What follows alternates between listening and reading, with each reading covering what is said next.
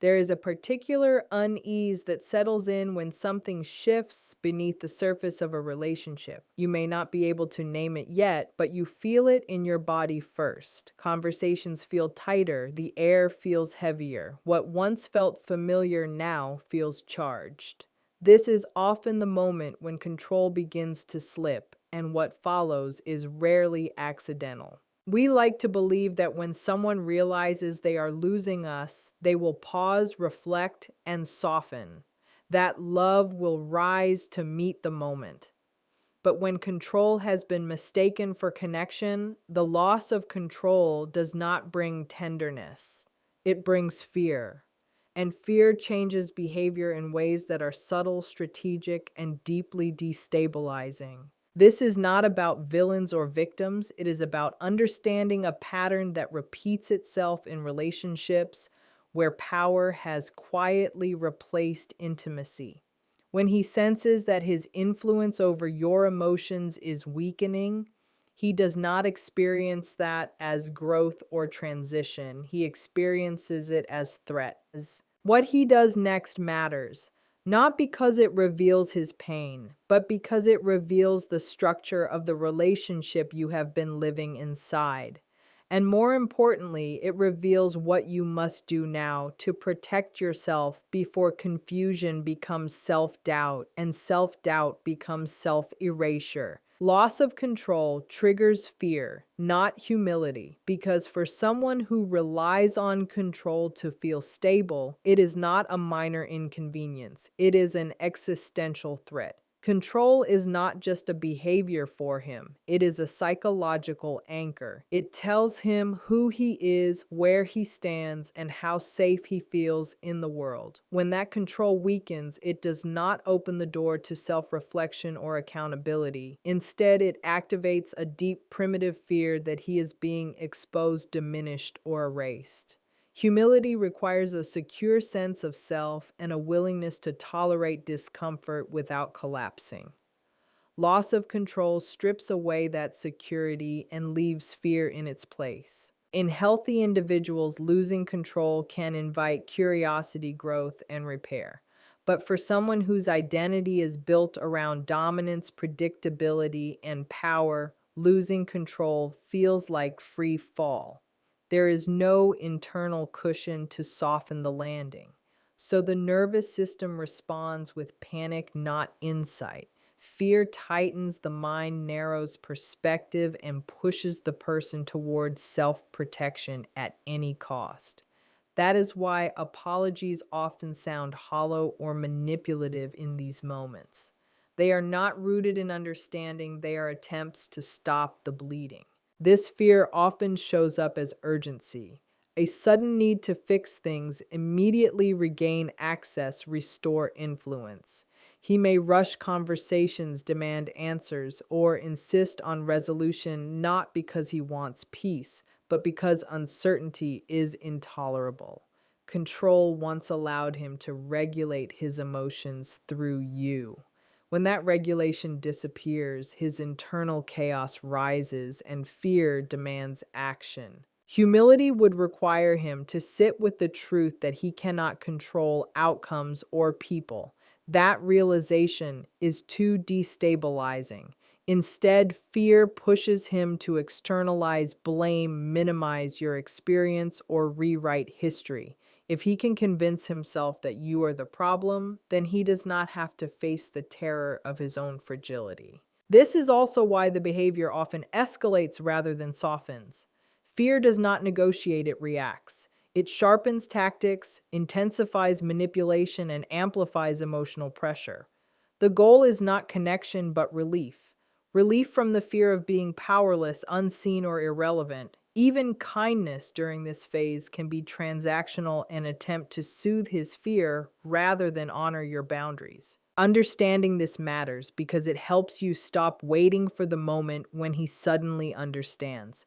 Fear does not lead to understanding, it leads to defense. When you see that his loss of control produces fear, not humility, you can stop interpreting his reactions as confusion or pain that you need to fix. You can recognize that the shift you are witnessing is not growth delayed, but fear activated, and fear seeks to restore control, not truth. Control is often disguised as care or concern because overt domination rarely survives in emotionally aware spaces. Instead, it learns to dress itself in softer language and socially acceptable intentions. What appears as protection, guidance, or love is often a subtle way of monitoring, regulating, and shaping another person's choices. The danger lies not in the words themselves, but in the pattern beneath them. Care supports autonomy, while control slowly erodes it. At first, it feels reassuring. He checks in frequently, asks where you are, who you are, with what you are feeling. Framed as interest or worry, it creates the illusion of closeness. Over time, these questions become expectations and then obligations. If you resist, you are accused of being secretive, ungrateful, or dismissive of his concern.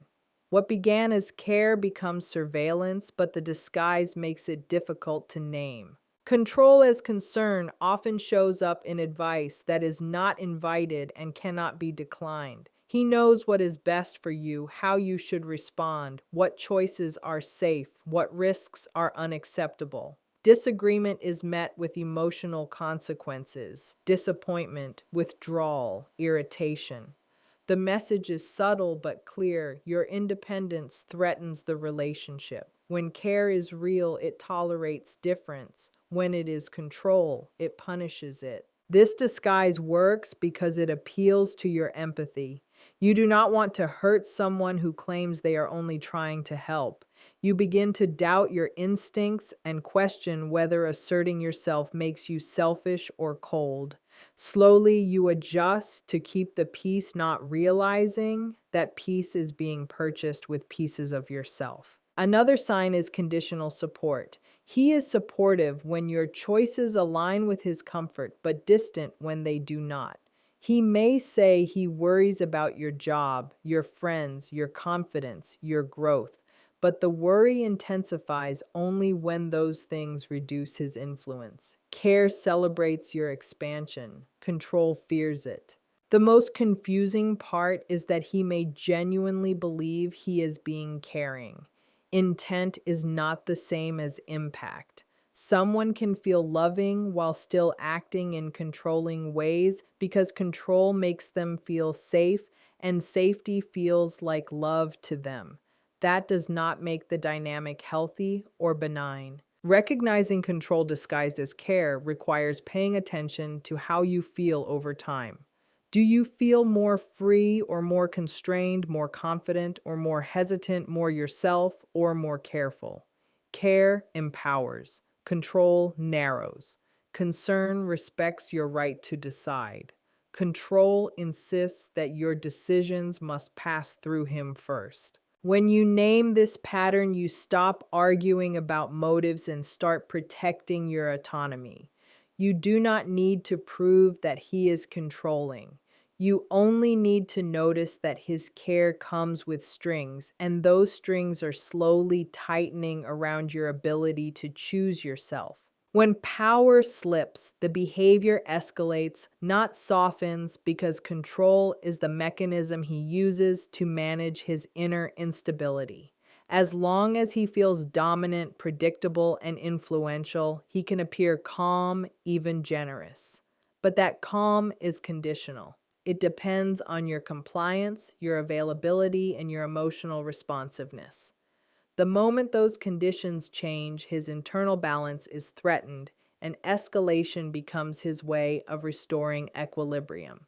Escalation does not always mean shouting or aggression. Often it begins quietly with pressure that feels emotional rather than forceful. He may increase contact, ask more questions, or insert himself into decisions he previously ignored.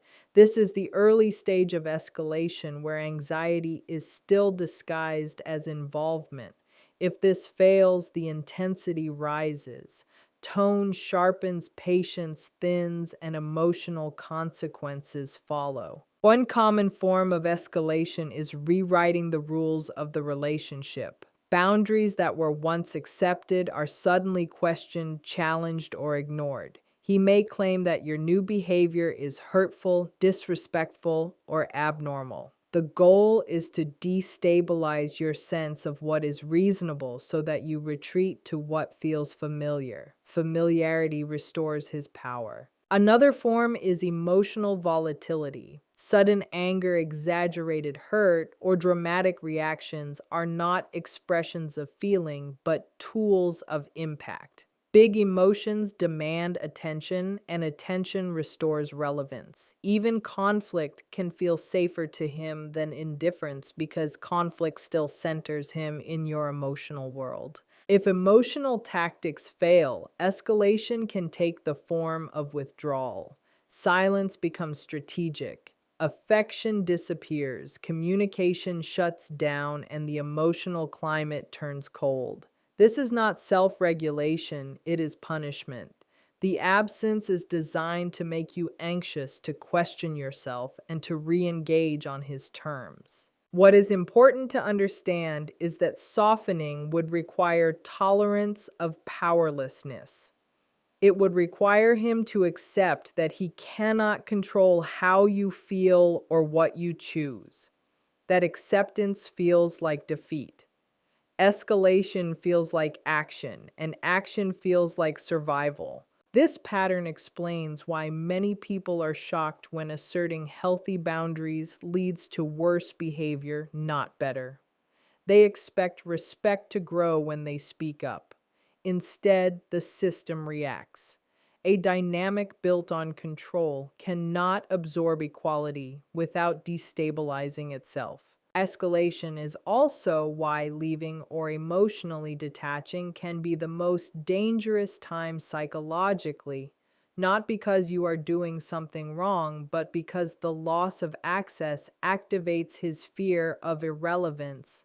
The behavior intensifies in an attempt to pull you back into orbit. Seeing escalation clearly allows you to stop interpreting it as passion, misunderstanding, or proof that he cares deeply.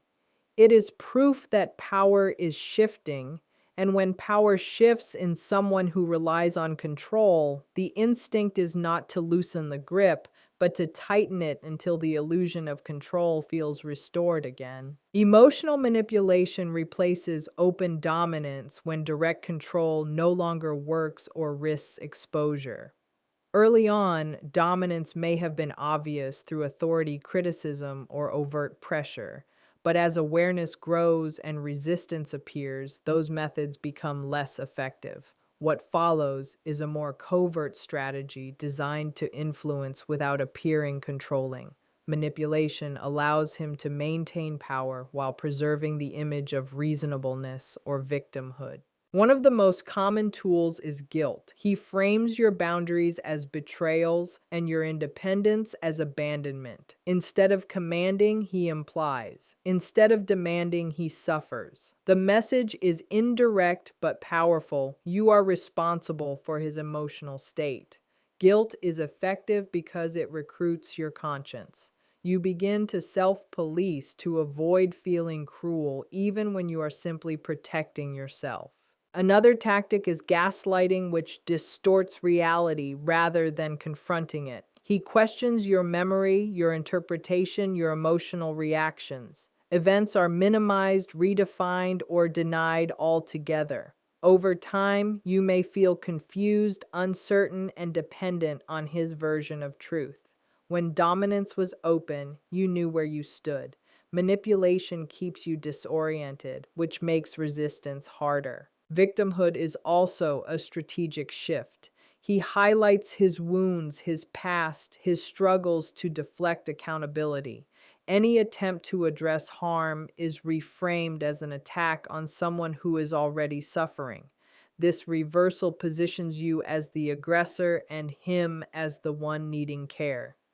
Power is maintained not by strength, but by eliciting your sympathy. Intermittent reinforcement becomes more pronounced. Affection, validation, and attention are given unpredictably. This inconsistency keeps you emotionally invested, searching for the version of him that once felt safe or loving. Manipulation thrives on hope.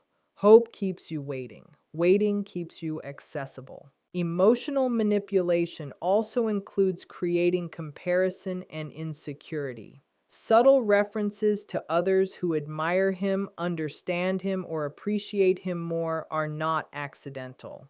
They are designed to provoke anxiety and competition.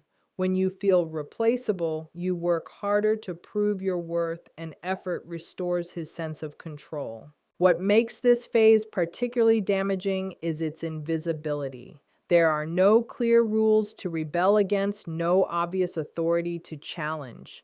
The power operates through emotions, not commands. You may feel drained, guilty, or confused without being able to point to a single act of abuse. Understanding this shift matters because many people stay longer in manipulation than in dominance. It feels less violent, more nuanced, more fixable. But the impact is often deeper. Your sense of self erodes quietly as you adapt to emotional pressure you were never meant to carry. When emotional manipulation replaces open dominance, it is not a sign of growth. It is a refinement of control. Recognizing it allows you to stop arguing about intentions and start honoring the truth of your experience, which has been signaling all along that something is not right. Silence, withdrawal, or chaos become weapons when direct influence no longer guarantees compliance. These strategies are not accidental coping mechanisms, but deliberate ways to destabilize the emotional environment and regain a sense of control. When communication, connection, or predictability are removed, the nervous system of the other person is activated. Anxiety rises, clarity drops, and the focus shifts from personal needs to restoring equilibrium. That shift is where power is reclaimed. Silence is often the most disorienting tool. Sudden lack of response, unanswered messages, or emotional absence create a vacuum. Humans are wired to seek resolution and meaning. In that vacuum, you may replay conversations, question your behavior, and assume responsibility for the rupture. Silence forces you into self-doubt and self-correction without him needing to say a word. It communicates disapproval while avoiding accountability. Withdrawal works similarly, but with emotional distance rather than total absence. Affection, warmth, and engagement are pulled back selectively. The contrast between closeness and coldness is jarring. You may find yourself trying harder, softening boundaries, or abandoning concerns just to feel connected again. This is not emotional regulation, it is conditioning. Love becomes contingent on compliance. Chaos is the opposite but equally effective. Arguments erupt without warning, issues multiply, and emotional intensity spikes. The environment becomes unpredictable. When chaos dominates, survival mode takes over. Long-term thinking fades, and immediate relief becomes the priority. In that state, it is easier to concede compromise or reattach because stability feels more urgent than truth. These weapons work because they bypass logic and target attachment. Silence triggers abandonment fears. Withdrawal activates insecurity. Chaos overwhelms. None of these require him to articulate a demand. Your nervous system does the work for him by pushing you toward whatever restores calm. What makes these tactics particularly harmful is their deniability. If confronted, he can claim he needed space, was overwhelmed, or that you are too sensitive. The impact remains while responsibility is avoided.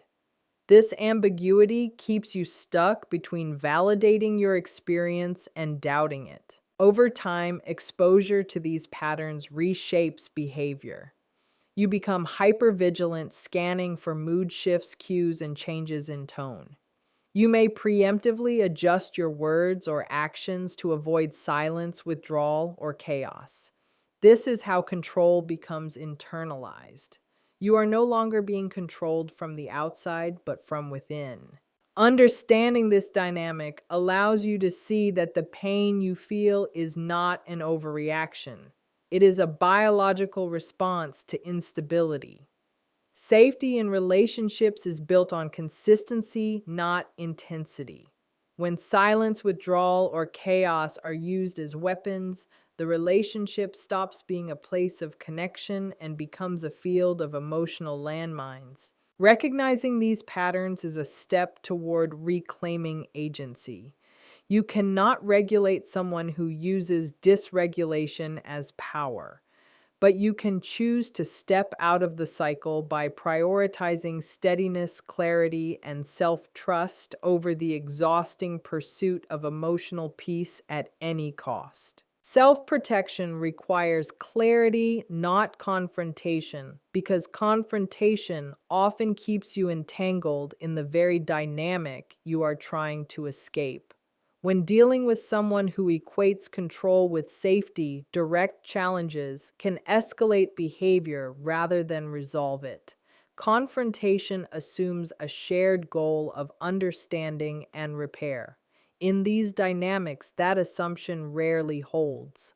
What protects you is not proving a point, but seeing the pattern clearly and responding in ways that reduce exposure. Clarity begins with naming what is happening internally. You notice how your body responds, how your energy shifts, and how your sense of self narrows in the interaction. These signals matter more than explanations or promises. Clarity means trusting your perception even when it is questioned, minimized, or reframed.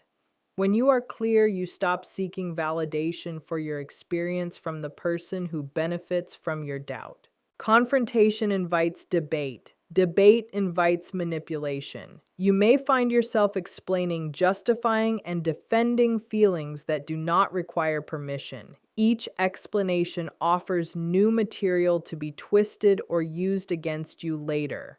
Clarity short-circuits this cycle. It does not argue, it observes and decides. Self-protection also means understanding your leverage points. Emotional access, attention, responsiveness, and availability are currencies. When you reduce these without announcement, the dynamic shifts.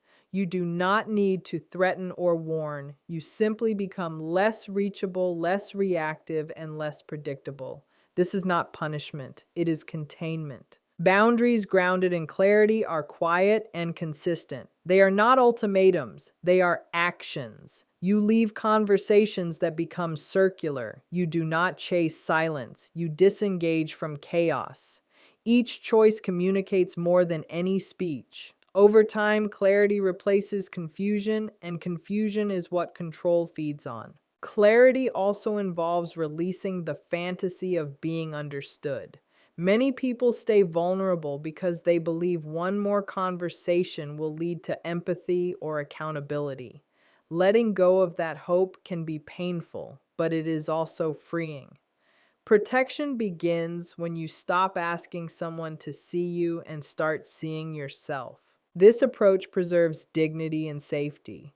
It avoids triggering power struggles that can escalate emotionally or psychologically. It centers your nervous system rather than theirs. Self-protection is not about winning. It is about preserving your sense of reality, your emotional stability, and your future capacity for healthy connection. When clarity guides your actions, you move from reaction to intention. You no longer need to convince, explain, or justify. You simply align your behavior with what you know to be true. That alignment is powerful because it cannot be argued with or taken away. In the end, self-protection is an inside job. It starts the moment you stop trying to change the dynamic and start changing your participation in it. Clarity does not shout. It steps back, observes, and chooses